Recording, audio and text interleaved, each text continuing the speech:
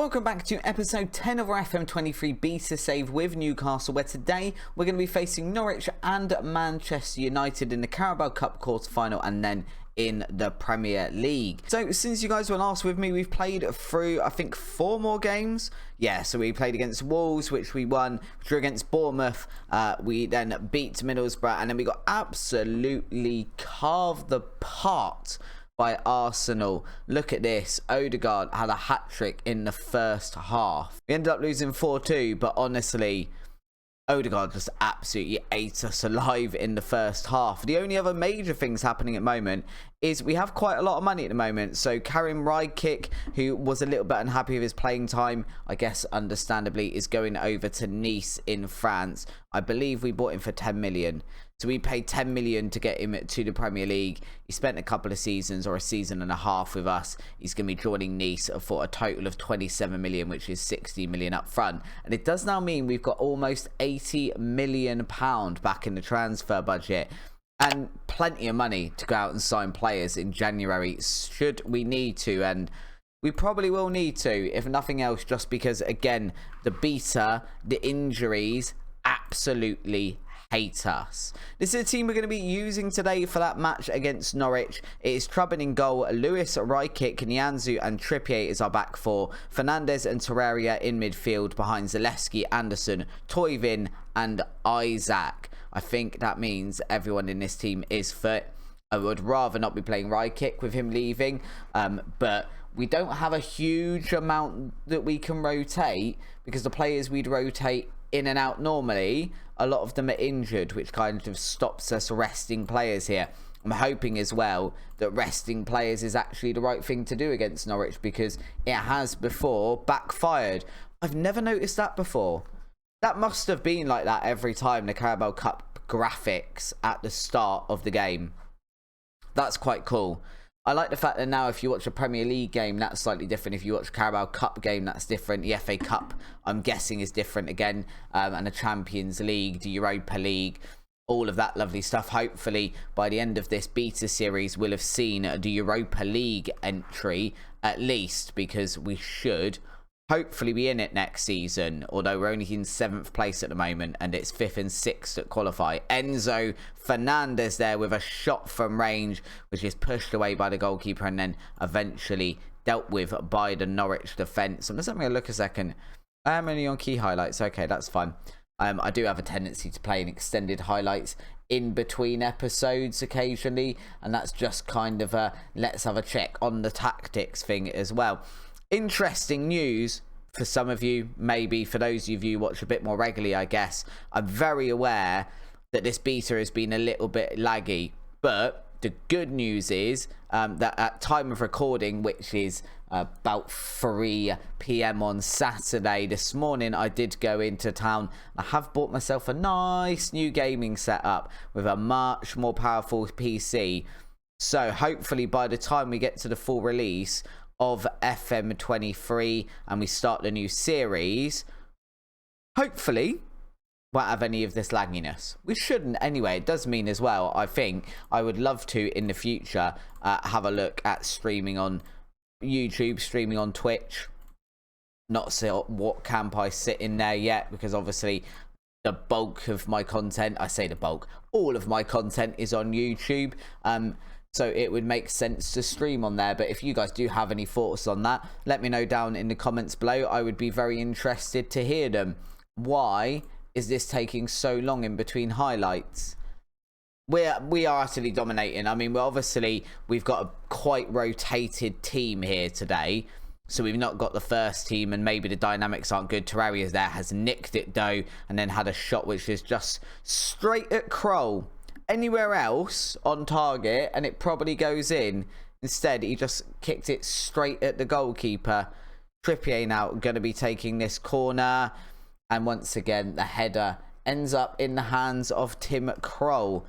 Have we got another yellow card? We have. Nianzou's got a yellow card now as well. That is not very good. Yeah, we're definitely in control of this match. We're not seeing a huge amount of highlights.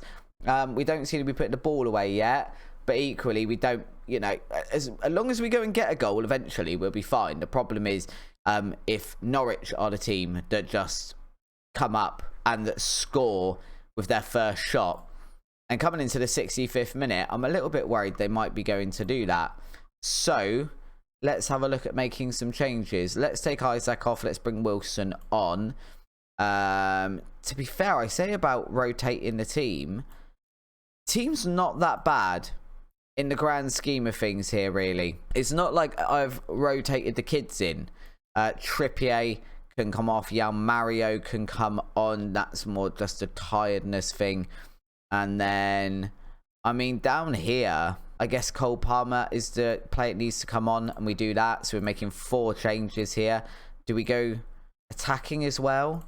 Let's go attacking as well and encourage the team. We do all those changes. We go attacking. We encourage the team, and hopefully the sun's just come out in my office and it's made my webcam look a bit bad. But we're going to have to live with it for a second.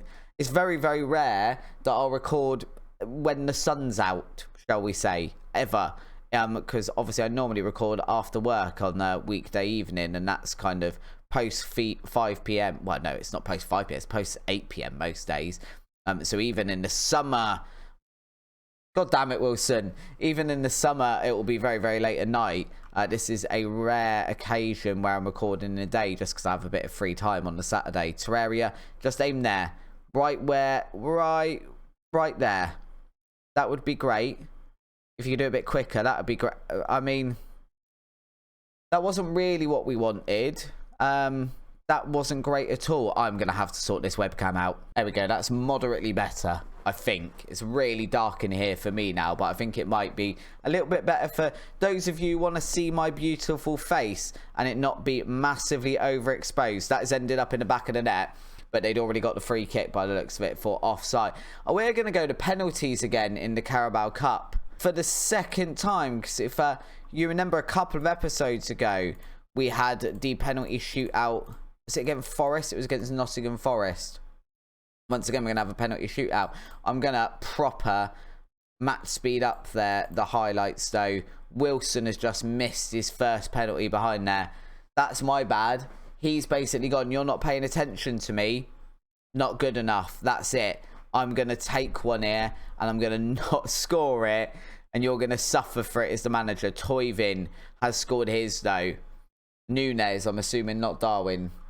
One assumes not. Anyway, he scores his. Norwich are ahead at the moment in this, 2-1. Cole Palmer now, he puts our third away. I'm aware this is very accelerating now, but penalty shootouts, I mean, in a big game, like a Champions League final, absolutely, I'd make a big thing about it. But in the Carabao Cup, I just kind of want to get them over with and get the result. Terraria has scored his one. So realistically, I mean, in an ideal world, we kind of need Norwich to miss it, or we need Trubbin to save one, would be even better. So we have to score this one. And Norwich have to miss the next one, or we're about to get knocked out of the Carabao Cup by Norwich. Nothing against Norwich fans, but Norwich.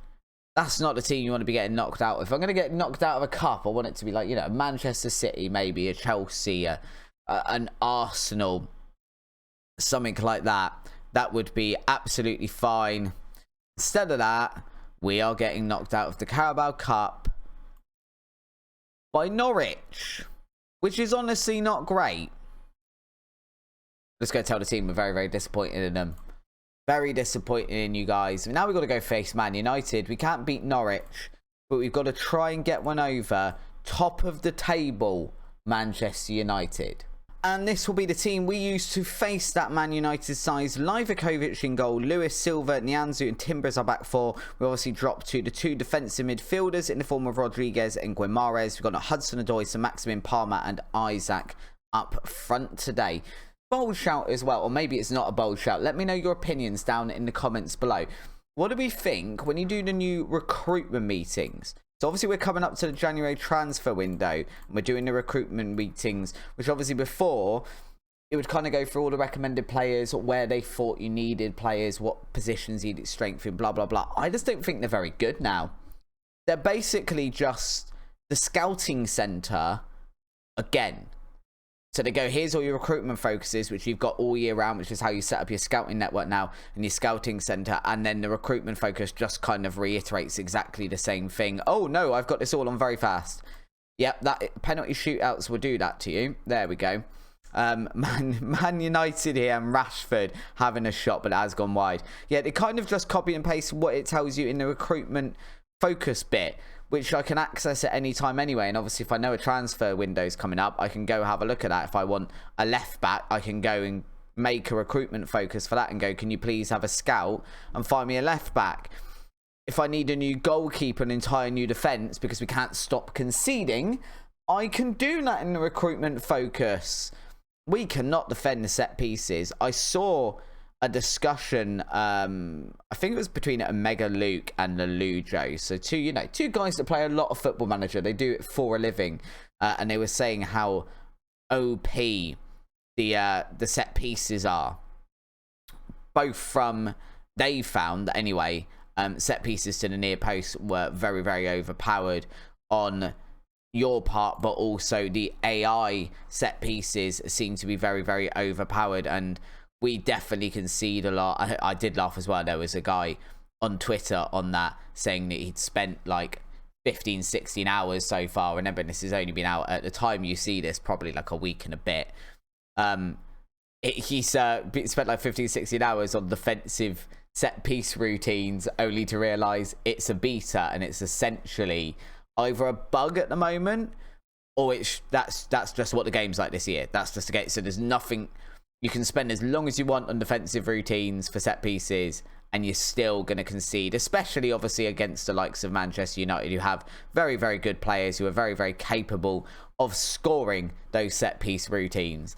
We are having a game again, a bit like we did with Liverpool in yesterday's episode, where we're not really offering a lot in the form of attack. And why obviously I want to come up here and be tight at the back. That was the worst placed sentence ever, wasn't it? Tight at the back. I don't want to come here and offer nothing in terms of attacking threat, and we're already 2-0 down. I get they're obviously top of the league, so this was always going to be a match that was a little bit of a struggle. The whole point today was to go, we'll have a match that's a bit of a struggle, but which is important for the league, and we'll have a match which we'll easily win, which was Norwich. And the first of those didn't really pan out for us. We're just going to have to adjust all this again and tell our guys to ease off of tackles, because I really don't want any red cards. We don't have enough squad depth to get red cards. It's not today that's the issue. It's the next 3 games where they're suspended. I've got no one to put in their positions.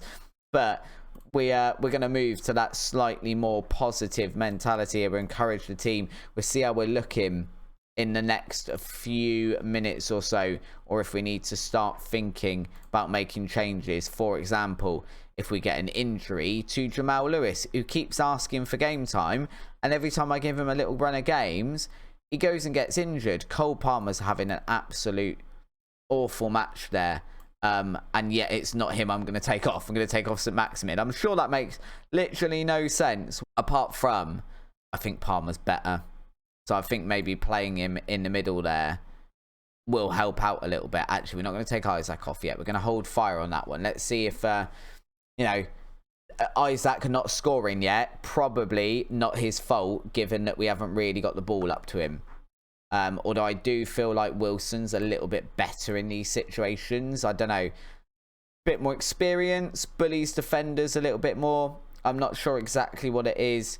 But he definitely, in the games where we need to be more defensive, he does seem to do better. Isaac does better in the games where we're at least on equal footing, or maybe we're more likely to dominate, and that's where he'll pop up with his goals. Basically, where I think where he can get a bit more space is what it seems to be like. Timber here with a big ball in, trying to find Wilson, but instead it's been nodded away, and now Sancho gonna run forward, bearing down on our defence, but then it has been passed all the way backwards, and Manchester United just messing around with the ball at the back here between Varane, McTominay, and basically just patiently keeping hold of the ball. Because if we can't get it off of them, we can't go and score. And they're already 2-0 up. And then we're going to get stupid stuff like that as well, where Pedazra, I think it was, is just going to go straight through the back of Sancho, which we're already 2-0 down. There's no need for that. At the moment, VAR are happy that it's a foul. Just checking if it's a penalty. I'm pretty sure it's outside the box. It is outside the box.